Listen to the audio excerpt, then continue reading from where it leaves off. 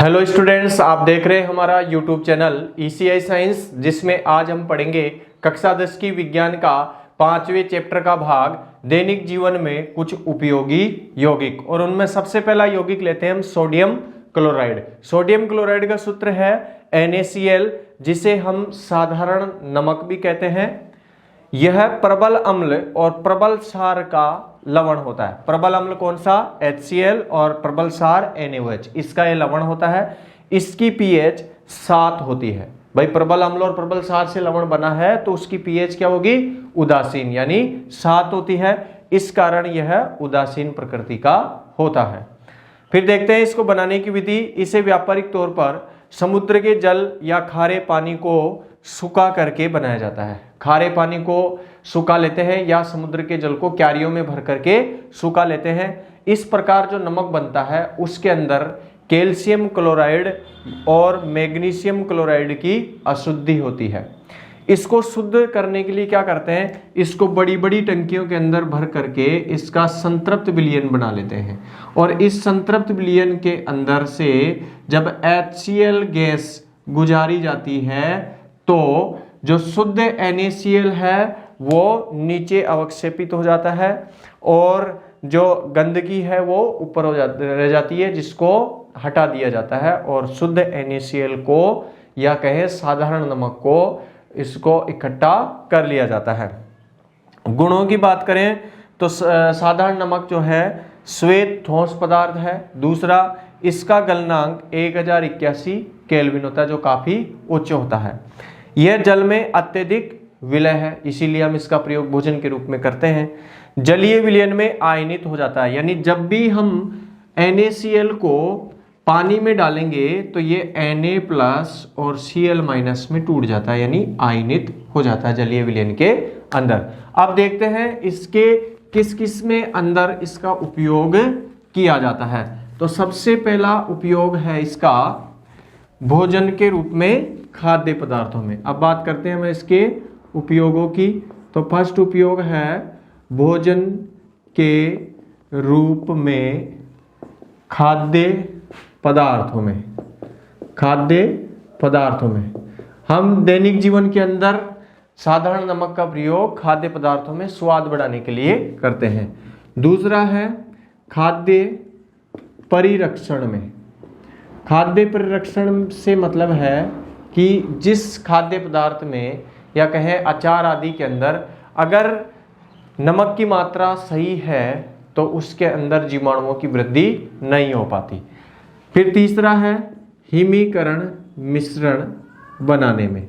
हिमीकरण मिश्रण बनाने में जो ठंडे प्रदेश है वहां पे क्या होता है, सड़कों के ऊपर बर्फ जमा हो जाती है, तो वहां पे जो हिमीकरण मिश्रण का छिड़काव कर देते हैं, जिससे वो बर्फ पिघल जाती है, बर्फ जम नहीं पाती है। तो हिमीकरण मिश्रण बनाने के अंदर भी इसका प्रयोग किया जाता है। चौथा इसका उपयोग है NaOH, Na2CO3, NaHCO3 और विरंजक चूर्ण। विरंजक चूर्ण यानी CaOCl2, इसको बनाने के अंदर कच्चे पदार्थ के रूप में इसका प्रयोग किया जाता है। तो क्या क्या उपयोग है इसका? भोजन के रूप में खाद्य पदार्थों में। दूसरा, खाद्य परिरक्षण में, यानी भोजन को जीवाणु आदि से सुरक्षित करने में। तीसरा, हिमीकरण मिश्रण बनाने में, ठंडे प्रदेशों के अंदर बर्फ को पिघलाने यानी उसको जमने से रोकने के लिए प्रयोग किया जाता है। और NaOH, Na2CO3, NaHCO3 और विरंजक चूर्ण CaOCl2, इसको बनाने के अंदर कच्चे पदार्थ के रूप में इसको काम में लिया जाता है। अब देखते हैं नेक्स्ट NaOH, कास्टिक सोडा। अब देखते हैं सोडियम हाइड्रोक्साइड। सोडियम हाइड्रोक्साइड का सूत्र है NaOH, जिसको हम कास्टिक सोडा भी कहते हैं। बनाने की विधि क्या है? सोडियम क्लोराइड के विद्युत अपघटन के द्वारा। तो इसमें क्या करते हैं कि सोडियम क्लोराइड का जो जलीय विलयन लेते हैं और उसको विद्युत अपघटन कराते हैं उसका। तो विद्युत अपघटन में क्या होता है कि ऐसे दो इलेक्ट्रोड है, एक एनोड है और एक कैथोड है। एनोड जो होता है ये धनावेशित होता है और कैथोड ऋणावेशित है। कैथोड ऋणावेशित है, एनोड धनावेशित है।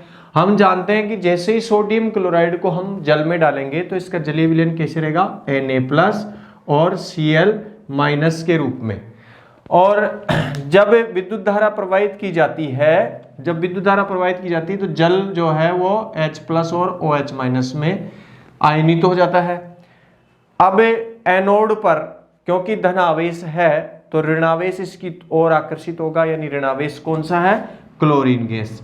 तो ये क्लोरीन गैस तो बन जाती है एनोड पे, क्योंकि ये क्लोरीन जो है ऋणावेशित होने के कारण एनोड की ओर आकर्षित होकर एनोड पे चला जाता है, और कैथोड पे जाता है H+। कैथोड पे H+ चला जाता है क्योंकि कैथोड ऋणावेशित है और इस पे धनावेश है, विपरीत आवेश एक दूसरे को आकर्षित करते हैं। तो ये ऋणावेश तो चला जाएगा, यानी क्लोरीन तो चला जाएगा, क्लोराइड तो चला जाएगा किस पे, एनोड पे, और हाइड्रोजन आयन चला जाएंगे कैथोड पे, जिससे एनोड पे तो बन जाती है क्लोरीन गैस और कैथोड पे बनती है हाइड्रोजन गैस। और ये Na+ भी कहाँ पे चला जाएगा, कैथोड पर। तो इसके साथ साथ OH भी चला जाता है कैथोड पर, तो हमें कैथोड पर ही सोडियम हाइड्रोक्साइड प्राप्त हो जाता है। इक्वेशन की बात करें, समीकरण देखें, 2NaCl plus H2O is equal to 2NaOH plus Cl2 plus H2। गुणों की बात करें तो सोडियम हाइड्रोक्साइड श्वेत चिकना ठोस पदार्थ है, इसका गलनांक 591 केल्विन होता है और यह जल में शीघ्र विलय हो जाता है। यह प्रबल सार है क्योंकि NaOH क्या है, प्रबल सारों में पढ़ा है हमने, तथा जलीय विलयन में आयनित रूप में रहता है। आयनित रूप में किस तरीके से, ये जलीय विलयन में Na+ और OH- के रूप में रहेगा, जैसा कि आर्यनीश ने बताया था कि जलीय विलयन में ये अपघटित होकर क्या देगा, OH-, क्षार है तो OH-। तो ये जलीय विलयन में आयनित रूप में रहता है, इसलिए प्रबल विद्युत अपघट्य है। विद्युत अपघट्य क्या होते हैं, जो विद्युत के सुचालक है होते हैं। तो ये विद्युत का सुचालक है, क्यों, क्योंकि इसके अंदर मुक्त आयन है Na+ और OH- आयनित रूप में रहता है, इसलिए मुक्त आयन है, तो ये प्रबल विद्युत अपघट्य है। उपयोग की बात करें तो इसका उपयोग साबुन, सिल्क उद्योग और अन्य रसायनों के निर्माण के अंदर किया जाता है। बॉक्साइड के धातुक्रम में बॉक्साइड होता है एल्यूमिनियम का अयस्क, यानी एल्यूमिनियम का खनिज। एल्यूमिनियम के खनिज से एल्यूमिनियम बनाने के अंदर धातुक्रम में इसका उपयोग करते हैं। फिर पेट्रोलियम के शोधन के अंदर, पेट्रोलियम के शोधन से petrol, diesel, gas, kerosene, gasoline और कोलतार आदि प्राप्त होते हैं। तो ये पेट्रोलियम के शोधन में किसका प्रयोग किया जाता है, सोडियम हाइड्रोक्साइड का। फिर आता है वसा और तेलों के निर्माण के अंदर इसका प्रयोग किया जाता है। और पांचवा और लास्ट उपयोग है इसका प्रयोगशाला में अभिकर्मक के रूप में। तो यह है सोडियम हाइड्रोक्साइड। अगला हम पढ़ते हैं विरंजक चूर्ण। नेक्स्ट है विरंजक चूर्ण, CaOCl2, इसको कहते हैं कैल्शियम ऑक्सी क्लोराइड। इसका रासायनिक नाम क्या है, calcium oxy chloride. Calcium oxy chloride बनाने की विधि क्या है, शुष्क बुझे हुए चूने पर क्लोरीन गैस प्रवाहित करके, ये शुष्क बुझा हुआ चूना है, बुझा हुआ चूना CaOH का होल2, इसके ऊपर क्लोरीन गैस प्रवाहित करके और विरंजक चूर्ण को बनाया जाता है। गुणों की बात करें तो पीला तीक्ष्ण गंध वाला ठोस पदार्थ है। दूसरा, ठंडे जल में विलय है। तीसरा, वायु में खुला रखने पर यह क्लोरीन गैस देता है। विरंजक चूर्ण को अगर वायु में खुला रखे तो कौन सी गैस देता है, क्लोरीन गैस। यह तनु अम्लों से क्रिया करके क्लोरीन गैस देता है। जैसे एक तनु अम्ल है H2SO4, तो इससे क्रिया करेगा CaOCl2 विरंजक चूर्ण और बना देगा calcium sulphate plus H2O plus Cl2, यानी क्लोरीन गैस देता है। दूसरा, तनु HCl से क्रिया करता है, CaOCl2 प्लस 2HCl बना देता है CaCl2 plus H2O plus Cl2, यानी क्लोरीन गैस देता है। पांचवा है विरंजक चूर्ण से जो क्लोरीन गैस मुक्त होती है, ये जल से संयोग करके नवजात परमाणविक ऑक्सीजन निकालती है। सामान्यतः ऑक्सीजन कैसे होती है, आणविक होती है, यानी अणु के रूप में। लेकिन ये मुक्त क्लोरीन गैस जो है जल से क्रिया करके और नवजात परमाणविक ऑक्सीजन निकालती है, और ये नवजात परमाणविक ऑक्सीजन विरंजन क्रिया करती। विरंजन, विरंजन का मतलब है रंग हटाना, यानी रंगीन पदार्थ को ये कर देती है रंगहीन पदार्थ। ऑक्सीजन जो है विरंजन क्रिया करती है और ऑक्सीकारक की तरह व्यवहार करती है। अब देखते हैं विरंजक चूर्ण के उपयोग, क्या क्या उपयोग है विरंजक चूर्ण के। तो विरंजक चूर्ण का उपयोग किया जाता है, सबसे पहला उपयोग है इसका वस्त्र उद्योग में विरंजक के रूप में। विरंजक से मतलब है वस्त्र उद्योग के अंदर इसका प्रयोग रंग हटाने के अंदर किया जाता है। दूसरा है कागज उद्योग में विरंजक के रूप में। कागज उद्योग में विरंजक के रूप में, यानी कागज उद्योग में कागज पर से भी रंग स्याही वगैरह को हटाने के लिए इसका प्रयोग किया जाता है। तीसरा है जल को रोगाणु मुक्त करने में, यानी पेयजल के शोधन के अंदर भी इसका प्रयोग किया जाता है। चौथा है रोगाणुनाशक तथा ऑक्सीकारक के रूप में इसका प्रयोग किया जाता है। और पांचवा है प्रयोगशाला में अभिकर्मक के रूप में। तो ये था विरंजक चूर्ण। अगला पढ़ते हैं हमें बेकिंग पाउडर या खाने का सोडा, मीठा सोडा। अब है बेकिंग सोडा। बेकिंग सोडा का सूत्र है NaHCO3। इसको खाने का सोडा या मीठा सोडा भी कहते हैं और इसका रासायनिक नाम है सोडियम हाइड्रोजन कार्बोनेट।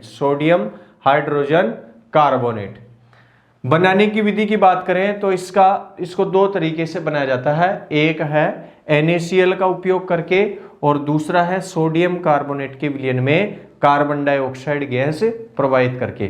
तो पहली विधि देखते हैं NaCl का उपयोग करके।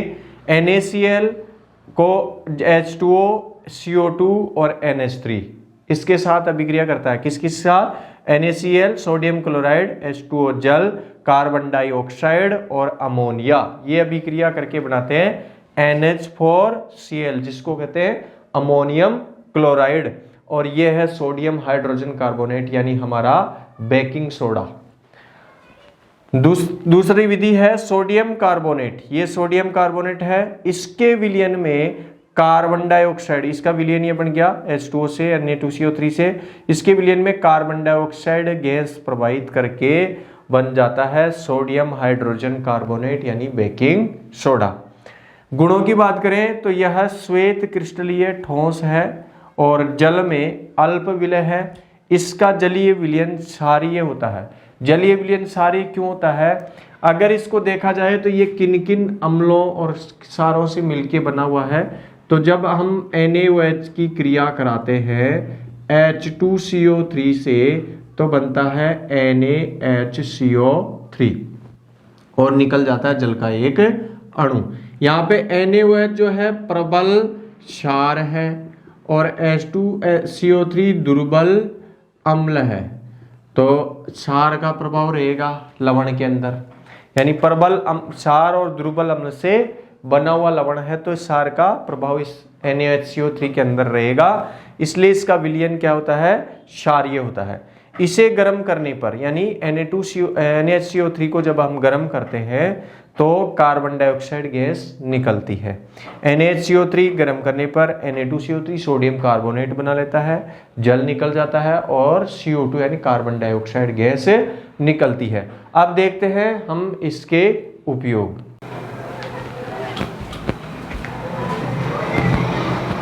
अब है बेकिंग सोडा के उपयोग। तो पहला उपयोग है खाद्य पदार्थों में बेकिंग पाउडर के रूप में। इसको क्या करते हैं, जब खाद्य पदार्थों में हम मिलाते हैं तो जैसे ही ये गर्म होता है वैसे ही ये कार्बन डाइऑक्साइड गैस देता है, और ये कार्बन डाइऑक्साइड गैस खाद्य पदार्थों में से बुलबुलों के रूप में बाहर निकलती है, जिससे खाद्य पदार्थ जैसे केक वगैरह है वो छिद्रित हो जाते हैं, यानी उनमें छिद्र पड़ जाते हैं और फूल करके हल्के हो जाते हैं। तो खाद्य पदार्थों में किस लिए डाला जाता है? ताकि खाद्य पदार्थ फूल करके हल्के हो जाए।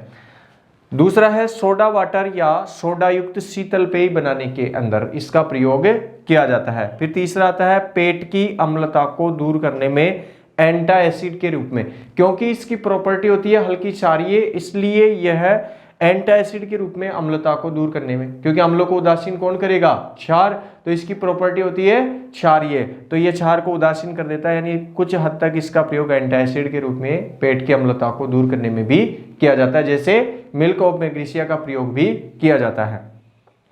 मंदपूतिरोधी यानी माइल्ड एंटीसेप्टिक है, यानी कुछ हद तक ये जीवाणुओं की वृद्धि को रोकता है।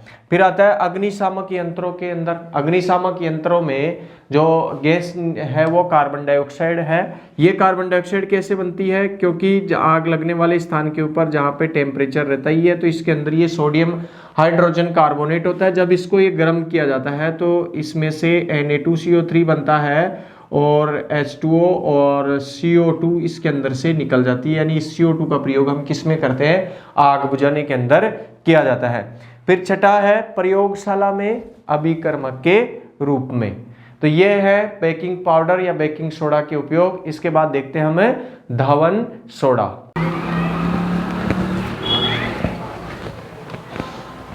नेक्स्ट है धावन सोडा। धावन सोडा का सूत्र है Na2CO3.10H2O। इसे कपड़े धोने का सोडा भी कहते हैं और इसका रासायनिक नाम है सोडियम कार्बोनेट, और इसमें 10 क्रिस्टलन जल के अणु होते हैं। बनाने की विधि है, पहली विधि है साल्वे विधि के द्वारा, नाम ध्यान रखना आपको, केवल साल्वे विधि के द्वारा, इसके बनाने की विधि अपने कोर्स में नहीं है। दूसरा है बेकिंग सोडा को गर्म करके, बेकिंग सोडा 2NaOH इसको गर्म करते हैं तो Na2CO3 मिलता है, H2O और CO2 गैस निकल जाती है। Na2CO3 को जब H2O के साथ, यानी जब इसको क्रिस्टलीकृत किया जाता है, ठंडा करके इसको क्रिस्टलीकृत किया जाता है, तो ये बनाता है Na2CO3.10H2O जो है धावन सोडा। गुणों की बात करें तो यह सफेद क्रिस्टलीय ठोस है, जल में विलय है, इसका जलीय विलयन क्षारीय होता है। क्षारीय क्यों होता है? क्योंकि ये भी किससे बना हुआ है? NaOH और H2CO3 इससे मिलके बना है Na2CO3। तो H2CO3 क्या है? दुर्बल अम्ल, और ये है प्रबल क्षार। तो प्रबल क्षार और दुर्बल अम्ल से बना हुआ ये लवण है, इसलिए इसमें क्षार का प्रभाव रहता है, यानी इसका विलयन क्या होता है? क्षारीय होता है। यह गर्म करने पर क्रिस्टलन जल त्याग करके सोडा एस बनाता है, एस का मतलब है राख। Na2CO3.10H2O इसको अगर 373 केल्विन से ज्यादा टेम्परेचर के ऊपर गर्म किया जाता है तो इसमें से क्रिस्टलन जल निकल जाएगा और ये बना देगा सोडा एस। फिर आता है इसके उपयोग में फर्स्ट उपयोग है धुलाई व सफाई के अंदर, क्योंकि नाम ही धावन सोडा है। दूसरा है caustic soda, baking powder, caustic soda यानी NaOH, बेकिंग पाउडर NaHCO3 कांच बनाने में, साबुन बनाने में और बोरेक्स के निर्माण के अंदर इसका प्रयोग किया जाता है। फिर आता है अपमार्जक के रूप में यानी डिटर्जेंट के रूप में भी इसका प्रयोग होता है। चौथा है कागज, पेंट और वस्त्र उद्योग के अंदर भी इसका प्रयोग किया जाता है। कागज उद्योग में, पेंट उद्योग में और वस्त्र उद्योग में। पेंट ये जो दीवारों पे पेंट किया जाता है। और पांचवा है प्रयोगशाला में अभिकर्मक के रूप में। तो यह है धावन सोडा और इसके गुण तथा उपयोग। अब पढ़ते हैं हम प्लास्टर ऑफ पेरिस।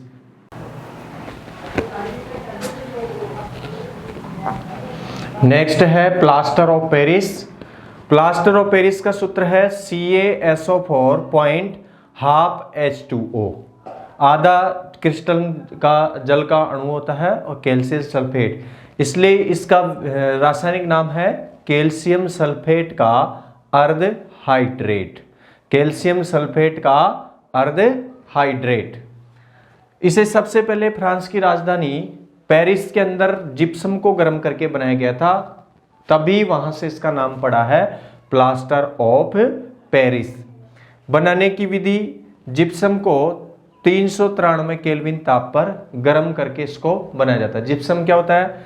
CaSO4.2H2O, इसको जिप्सम कहते हैं। इसको जब 393 केल्विन ताप पर गर्म किया जाता है, जिप्सम के 2 अणुओं को जब 393 केल्विन ताप पर गर्म किया जाता है तो 2 अणु कैल्शियम सल्फेट के अर्धहाइड्रेट यानी POP के प्राप्त होते हैं और 3 जल के अणु निकल जाते हैं।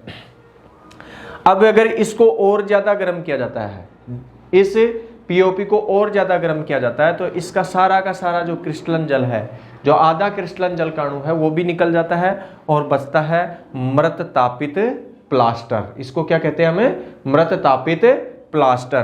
फिर आते हैं गुणों पर, तो ये श्वेत चिकना ठोस पदार्थ है और इसमें जल मिलाने पर ये 15 से 20 मिनट के अंदर जम करके ठोस और कठोर हो जाता है। तो जब हम इस POP के अंदर जल मिला रहे हैं तो ये बना देता है वापस जिप्सम, यानी जम करके थोड़ा कठोर हो जाता है। तो फिर इसका प्रयोग जो है भवन निर्माण के अंदर, मूर्तियां बनाने के अंदर आदि उपयोग कर सकते हैं। तो आइए देखते हैं इसके क्या उपयोग हैं। उपयोग में टूटी हुई हड्डियों को प्लास्टर जोड़ने में, प्लास्टर के रूप में हड्डी टूट जाने पर जो प्लास्टर चढ़ाया जाता है वो POP का चढ़ाया जाता है। दूसरा है भवन निर्माण में, भवनों में जो दीवारों पर हल्के प्लास्टर के पश्चात गड्ढे रहते हैं उनको POP की सहायता से भरा जाता है। और फिर तीसरा उपयोग है दंत चिकित्सा में, दांतों के गिर जाने, दांत खोखले हो जाए तो उनके अंदर POP भरी जाती है। फिर पांचवा है मूर्तियां तथा सजावटी सामान बनाने के अंदर, पत्थर के अलावा जो चीनी मिट्टी की सी मूर्ति बनी हुई दिखती है वो मूर्तियां POP की बनी हुई होती है और अन्य सजावटी खेल खिलौने और सामान बनाने के अंदर भी POP का प्रयोग किया जाता है। पांचवा है अग्निशय पदार्थ के रूप में, ये POP जो है अपने पार जो है उष्मा को नहीं जाने देता, इसलिए इसका प्रयोग अग्निशय पदार्थ के रूप में भी किया जाता है। तो यह है POP के रासायनिक गुण, उपयोग और इसको बनाने की विधियां। ये दैनिक जीवन के कुछ उपयोगी यौगिक हैं और ये 6 यौगिक हैं, इनको ध्यान रखें। पढ़ते रहिए और चैनल को देखते रहिए। धन्यवाद।